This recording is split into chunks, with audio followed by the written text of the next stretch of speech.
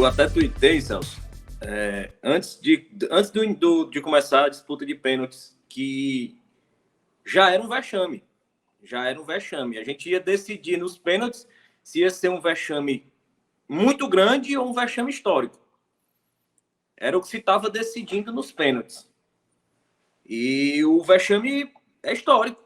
É histórico. O Luca até trouxe para a gente um dado que consegue ilustrar o tamanho desse vexame, né? É a pior campanha do Ceará em 66 anos. O tamanho desse vexame, ele é... A minha geração não viu. Meio século de vergonha. 66 anos da pior... de uma campanha. A única campanha que se compara com essa faz 66 anos. Foi em 1956, onde o Ceará foi sexto colocado. Então, assim, até a alcunha de Manjadinho hoje, ela foi manchada pelo Ceará, assim, até o Manjadinho o Ceará não respeitou, assim, o nosso apelido aqui, querido. E o presidente do Ceará, quando ele foi reeleito nessa última eleição, ele falou, por várias vezes, que ele tinha a sensação, em outras entrevistas, que ele ainda tinha uma missão a cumprir. E ele não falava que missão era essa e não deixava claro, não transformava isso numa meta objetiva. Mas a gente está muito... O sentimento da torcida hoje é uníssono em achar que essa missão a cumprir é fazer o Ceará continuar passando vergonha. E passar vergonha em todos os aspectos que você puder imaginar. Desde de coisas básicas. Eu já trouxe isso aqui para o debate. É uma agressão ao torcedor, Você ter um orçamento de 160 milhões de reais previsto por ano e você ver seu time entrando em campo e botando em campo Jacaré para jogar. É você ver o campo Marlon. É você ver Nino improvisado de ponta. É absurdo. É absurdo. É absurdo não ter resolvido o jogo no primeiro momento. É absurdo você ver o time não conseguir produzir melhor. É um absurdo o presidente se esconder e botar a culpa na mídia independente, que fez um rumor sobre um 9.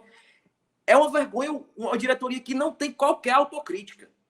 É uma vergonha um diretor de futebol que pisou aqui dizendo, olha, é muito importante trazer o Jorge Macedo, porque o Jorge Macedo conhece o mercado sul-americano. E ele conseguiu trazer simplesmente zero peças. Ele prospectou uma quantidade de 0 peças no mercado sul-americano, sem ser o óbvio. O Ione Gonzalez, que jogou aqui no Fluminense, o Mendonça, que estava aqui no Bahia, jogou aqui no Bahia, ele não trouxe uma peça, ele não buscou uma peça. O Ceará sempre foi o departamento de futebol do óbvio, o óbvio. O Ceará ele traz um jogador que ou já passou por aqui, ou já jogou em algum time próximo no Nordeste, ou um estrangeiro que já jogou em um time no Brasil, ou ele busca um destaque. Quem é o artilheiro da Série C ou quem é o artilheiro da Série D, ele vai lá e busca o cara. Então, assim, é um departamento de futebol que claramente, assim, eu acho muito importante traçar esse ambiente para falar sobre o jogo de hoje.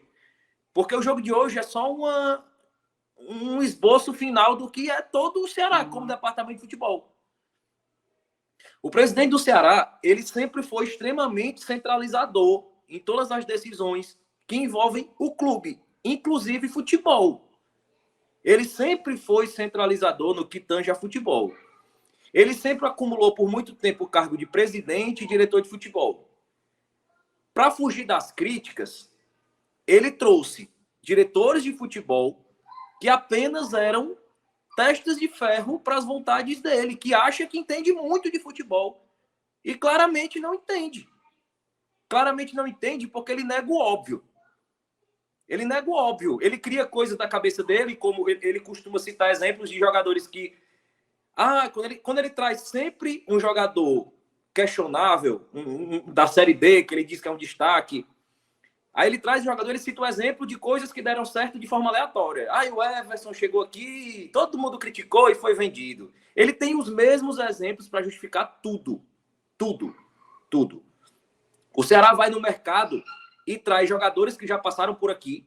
E o Ceará paga caro por jogadores impressionante. O clube quer se livrar do jogador, nenhum clube no mercado quer o jogador, mas numa negociação que para o Ceará deveria ser extremamente vantajosa, o Ceará consegue pagar caro.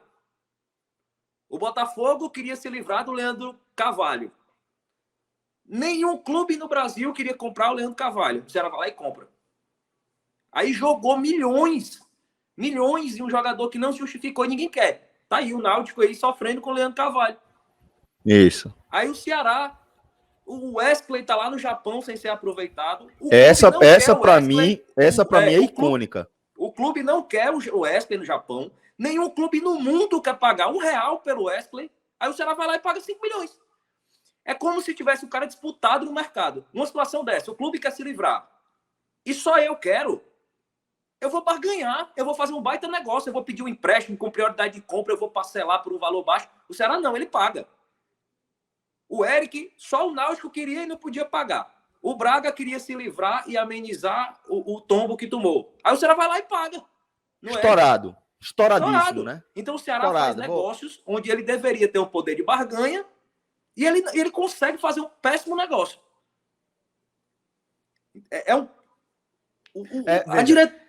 É ruim de mercado, certo? O Ceará, salvo raras exceções, me parece um time ruim de mercado e me parece uma gestão meio encantada, sabe?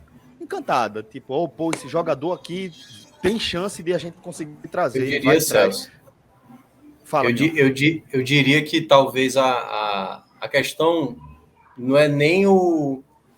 tem a ver com essa coisa assim, não é bom de mercado pela maneira das pessoas que estão responsáveis de monitorar esse mercado. Como o Léo está mencionando.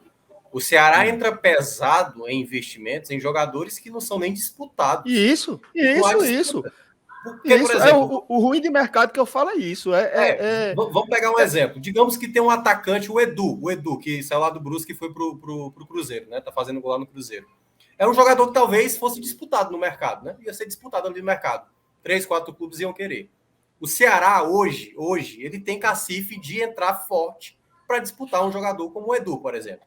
Isso eu peguei um jogador ali, certo? Que tá vindo da Série B.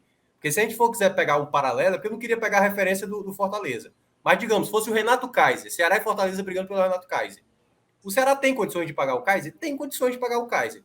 Por que ele não consegue ter o Kaiser, por exemplo? O que está acontecendo com o poder de negociação do Ceará, que nessa temporada, e aí para não estender tanto, até para o Léo continuar a linha de raciocínio dele, o Ceará levou muito não nessa temporada já. Então, assim, é claro que, tipo assim, o que o Gilberto queria era difícil pagar, não tinha como. O Gilberto não queria jogar no Brasil, ele já deixou claro há muito tempo.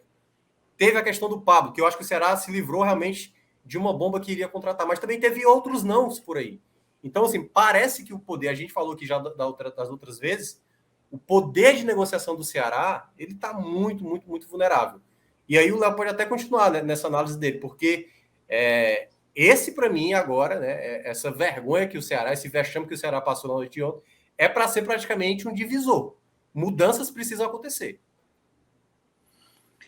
E foi o que foi, assim, foi uma frase que esteve em todas as análises hoje, assim, desde o torcedor contra analistas, mesmo de futebol, jornalistas, é que mudanças precisam acontecer no departamento de futebol do Ceará hoje. Hoje, as cabeças do Ceará têm que estar sentadas para resolver o que está acontecendo, porque não aconteceu hoje. Não foi a derrota para o Iguatu hoje, vexame de 66 anos. O vexame em 66 anos foi a pior eliminação do Ceará na história do Campeonato Cearense. Então, se isso... E já vou dar um spoiler. Não vai ter autocrítica, não vai ter mudança, entendeu? Uhum. O nosso departamento... O departamento de futebol do Ceará ele passa uma sensação que ele não conhece o mercado. Assim, ele não conhece o mercado. Ele só faz a análise óbvia. Quem é o artilheiro da Série C? O Ceará vai lá e paga e tira. Ele não pega um cara que tem bons números, que não é o artilheiro, mas os scouts do cara são bons, o cara não é um atacante, mas não tem tanto gols, mas tem assistências. Ele não monitora um cara que está em fim de contrato, que ele pode vir de graça, com luvas baixas. Não, ele faz o óbvio. Quem é o artilheiro da Série C? O cara já tem um dono, já tem um empresário, sei lá, vai lá e paga. Então, assim, o Ceará, ele faz o futebol com extrema ineficiência. Extrema ineficiência. Ele tem que ter um orçamento grande, porque ele é péssimo na gestão dos recursos do departamento de futebol. Ele é péssimo, ele é péssimo. Ele gasta milhões. É o que a gente estava falando. O Ceará jogou, quando se falava em é um absurdo 700 mil, 650 mil para o Gilberto. Aí o que eu falei, não é, porque o Gilberto é um dos próprios investimentos que você diria, chegaria e a certeza de dar certo, de entregar 10 gols na Série A era enorme. Enorme. Qualquer coisa diferente disso seria uma frustração de expectativa, mas apostar em Gilberto seria apostar quase numa certeza, de fato, concordo. E trazendo um comparativo numérico, o presidente ele se gaba demais dos números de venda de jogador. Entendeu? A gente vendeu o Felipe Jonathan, vou dar um exemplo. O Felipe Jonathan foi um lateral esquerdo, revelado aqui, está no Santos hoje, super querido aqui, saiu por 6 milhões de reais.